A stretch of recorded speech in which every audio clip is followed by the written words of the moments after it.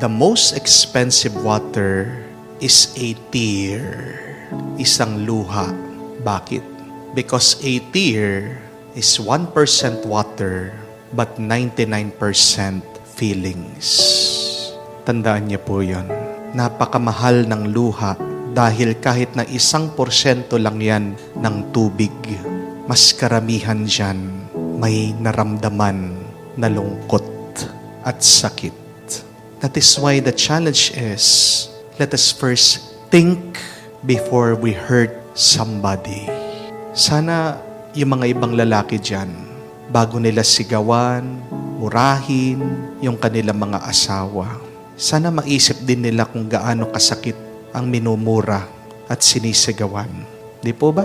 Kahit na kala ng mga babae, kami mga lalaki, dapat malakas kami, matatag kami. Meron pa rin po kaming mga feelings.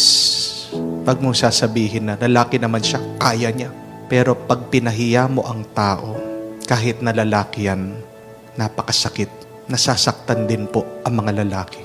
Yun lang nga, hindi kamukha ng mga babae. Hindi nagpapahalata. Ang mga lalaki, umiiyak din, lumuluha din. Hindi lang pinapakita sa inyo. Sana, kung gusto nyong disiplinahin yung inyong mga anak, huwag niyong papakita sa harap ng ibang tao. Huwag mong papaluin yung anak mo sa harap ng ibang tao. Huwag mong pagsasabihan yung anak mo sa harap ng ibang tao. Kasi napapahiya din ang bata. Kahit nasabihin mo, anak mo yan, tao pa rin yan. May feelings, may nararamdaman yan.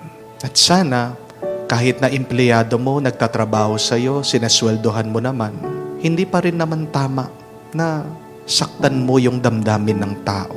Sa pamamagitan ng iyong pagsisigaw, pagmumura, tandaan mo, tao pa rin yan, may nararamdaman.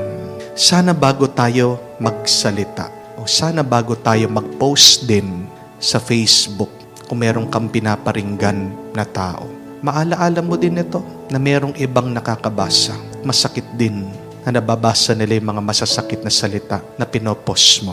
Kahit na sabihin mo, kasalanan nila, may ginawa silang masama sa iyo.